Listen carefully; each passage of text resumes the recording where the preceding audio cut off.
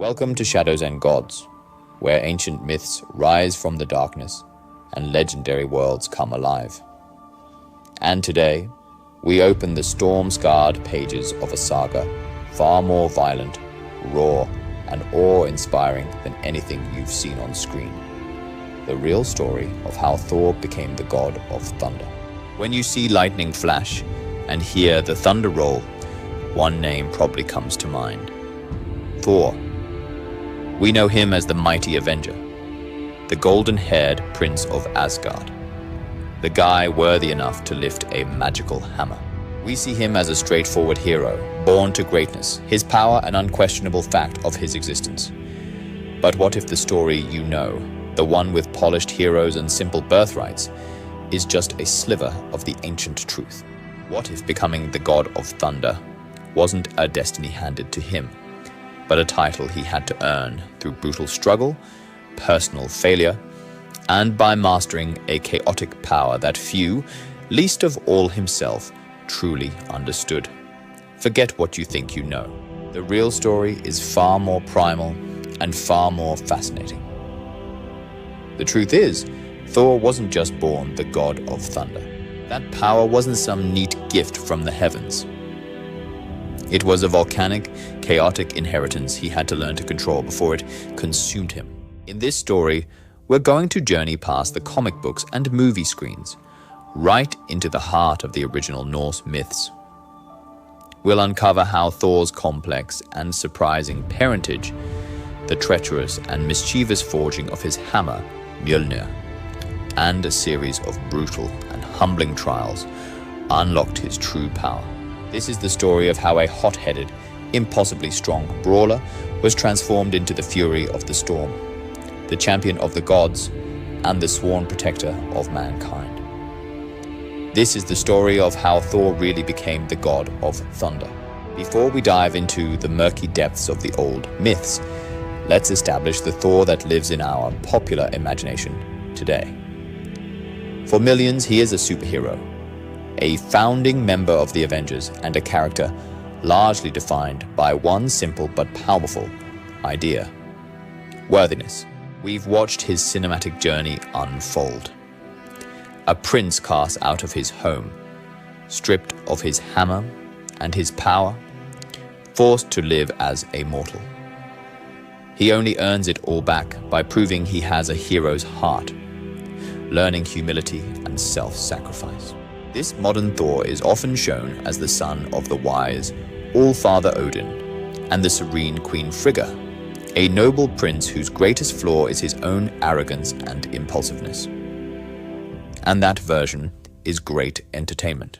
It certainly captures a piece of his essential character, his ultimate role as a protector. But in the process of adapting him for the screen, the original story has been polished.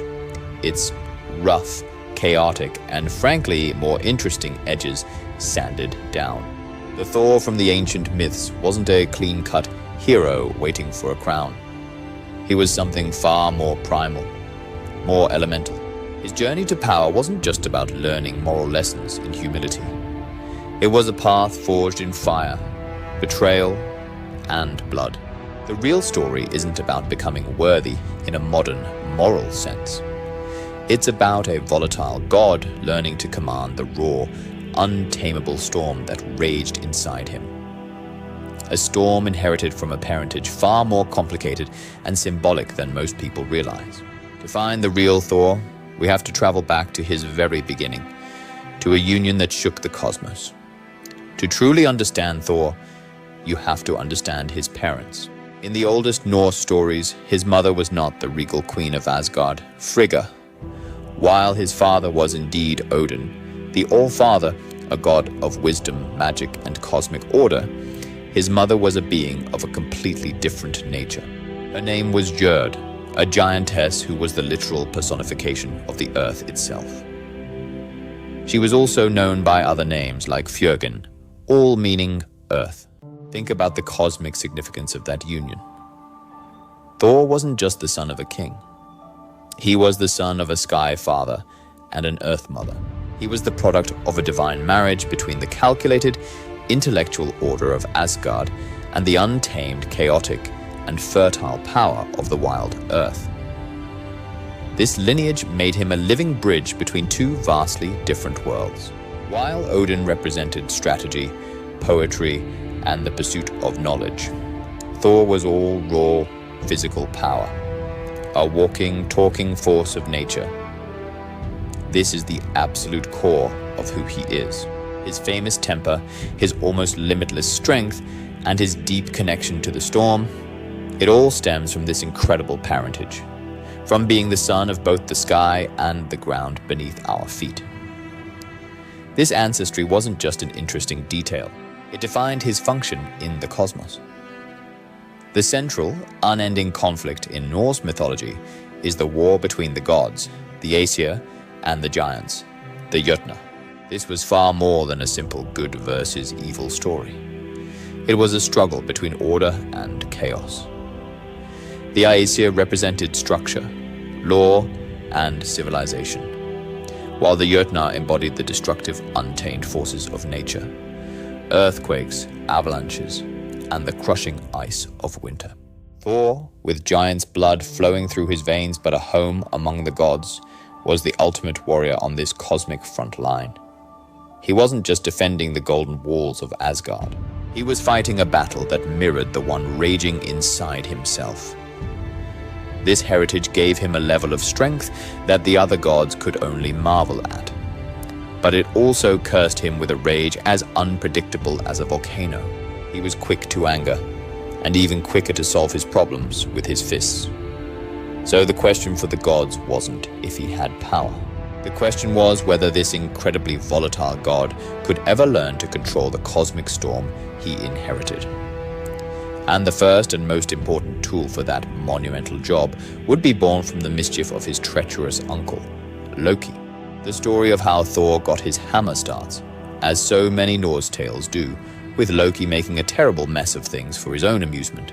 In a fit of pure malice, Loki snuck into the chambers of Thor's wife Sif, who was renowned for her magnificent golden hair. He sheared it all off, leaving her disgraced and heartbroken. When Thor discovered what had been done, his rage was so terrifying that he seized Loki and threatened to break every single bone in his body. Panicked and fearing for his life, Loki swore he would fix it. He promised to travel to Svartalfheim, the subterranean realm of the dwarves, and persuade their master craftsmen to forge new hair for Sif from pure gold. But Loki, being Loki, couldn't just solve the problem and leave it at that. His mind was always scheming. He found a group of legendary dwarven smiths, the sons of Ivaldi. They not only spun the finest strands of gold into hair that would magically grow just like real hair, but Loki also goaded them into making two other masterpieces to appease the gods. They crafted Skidbladnir, a magical ship that could be folded to fit in a pocket, and Hrungnir, a deadly spear that would never miss its target. Feeling immensely pleased with himself, Loki swaggered through Svartalfheim with these treasures and ran into two other dwarf brothers, Brokkr and his brother Atri. Loki mocked them, boasting that no smiths in the 9 realms could match the perfection of the gifts he now held. He was so arrogant that he bet his own head that Brokkr and Atri couldn't possibly create 3 treasures that would surpass those made by the sons of Ivaldi. Deeply insulted but confident in their skills, the brothers accepted the bet and fired up their forge. First, Atri placed a pigskin into the intense heat. He instructed Brokkr to pump the bellows continuously, without a single pause, warning that any interruption would ruin the work. As Brokkr worked, Loki, desperate to win his bet, transformed into a fly and bit the dwarf on the hand. But Brokkr didn't falter. From the forge, they pulled a magnificent living boar with golden bristles, Gullinbursti, which could run faster than any horse and glowed in the dark. Next, Atri placed gold in the forge. The Loki fly returned, this time biting Brokkr on the back of his neck, twice as hard. Still, the dwarf pumped on, and they created Draupnir, a magical golden ring that would multiply itself, dropping 8 identical rings of the same weight every 9th night. For the final treasure, Atri placed a massive chunk of iron into the roaring forge. He warned his brother that this creation was the most ambitious of all, and required perfect, steady airflow. As Broker pumped, the Loki fly made one last desperate effort.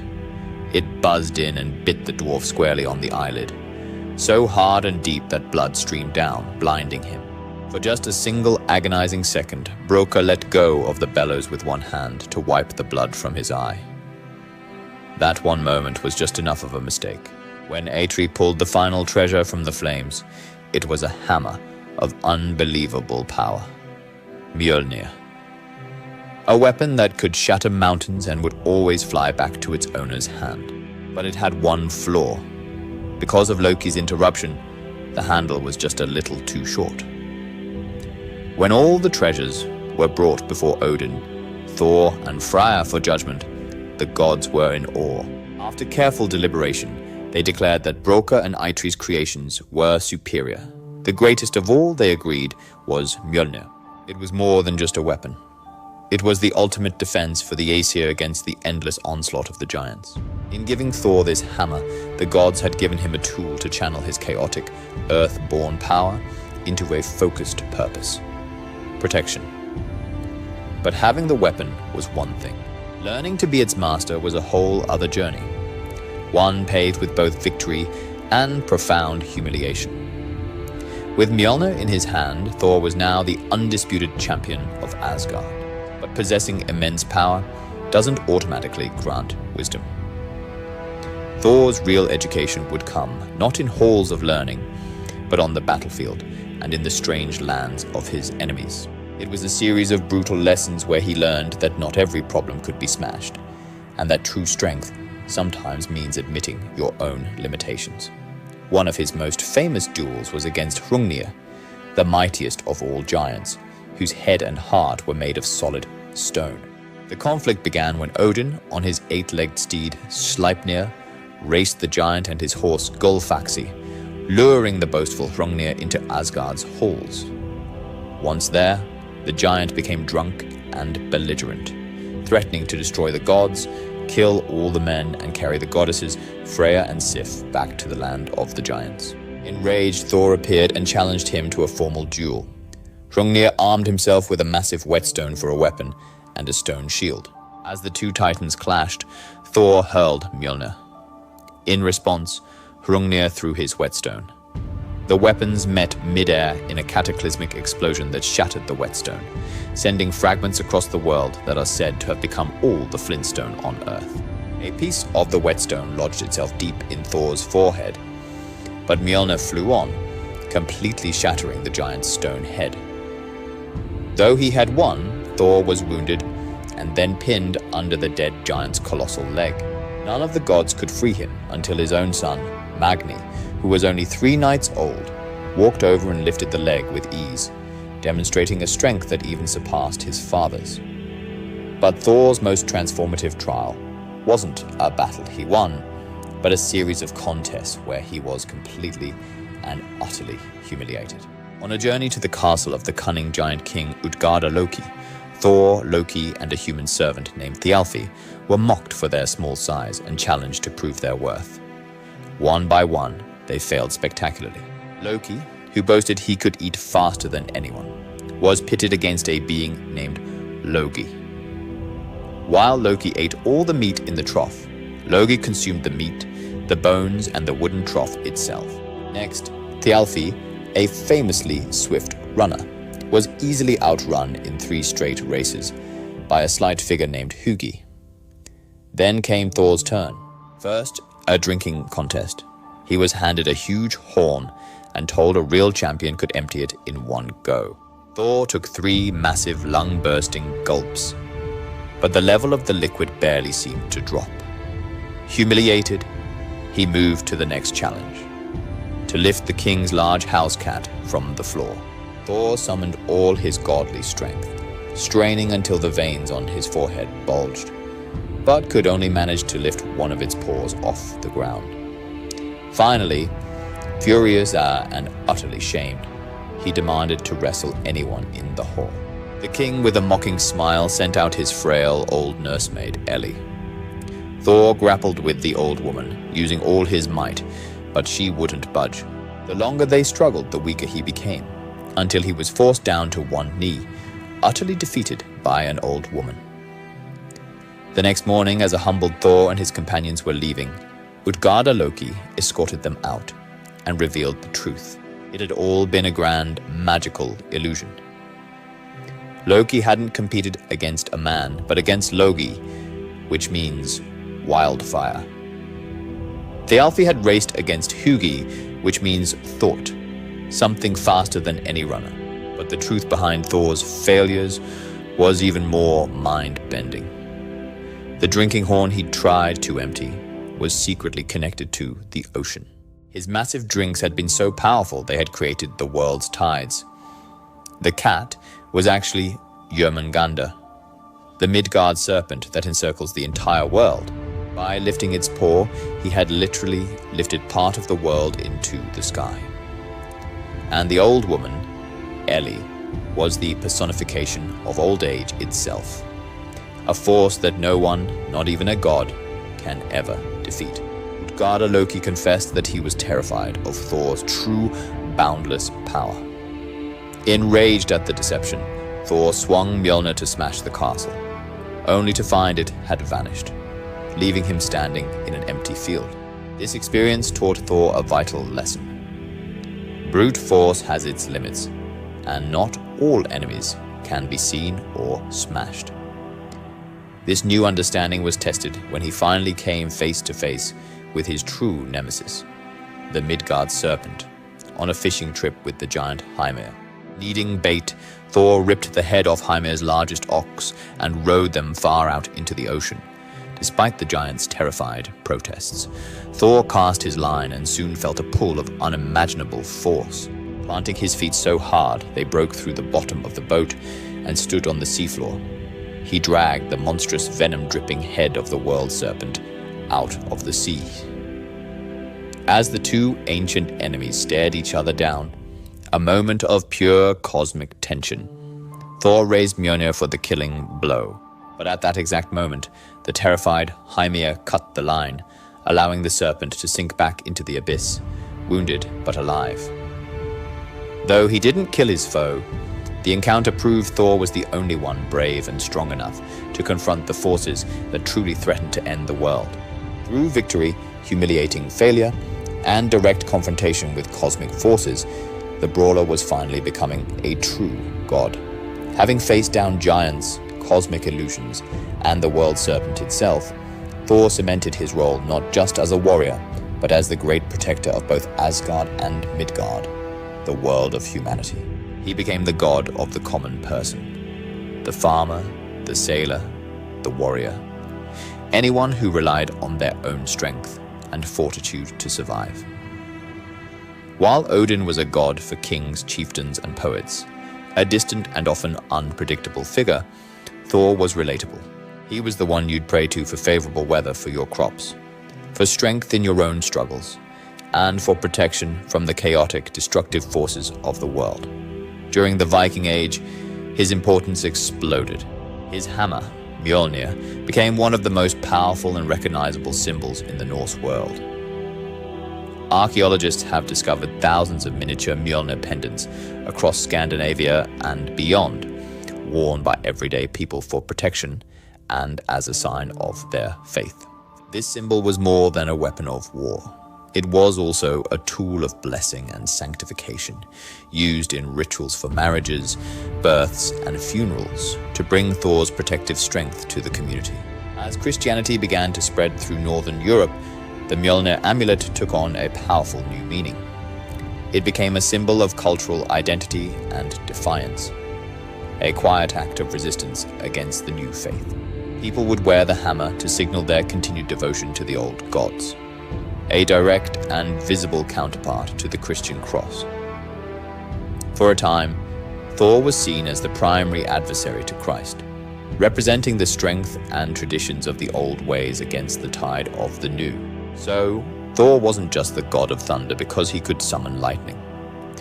He was the god who stood as a bulwark against chaos, who defended the worlds of both gods and men, and who embodied the enduring strength needed to face hardship. His journey from a raw elemental force to a focused, disciplined protector shows that true godhood isn't just about the power you're born with, but what you learn to do with it for the good of others. So the next time thunder shakes the sky above you, remember this: Thor did not rise through destiny, nor through prophecy, nor through the gentle guidance of the heavens. He rose through chaos, through humiliation, through wounds that cut deeper than any blade. He rose because the storm inside him demanded mastery, not surrender. And that is the truth behind the thunder. A god forged not in glory, but in struggle, and one who continues to stand unbroken between our world and the darkness beyond it.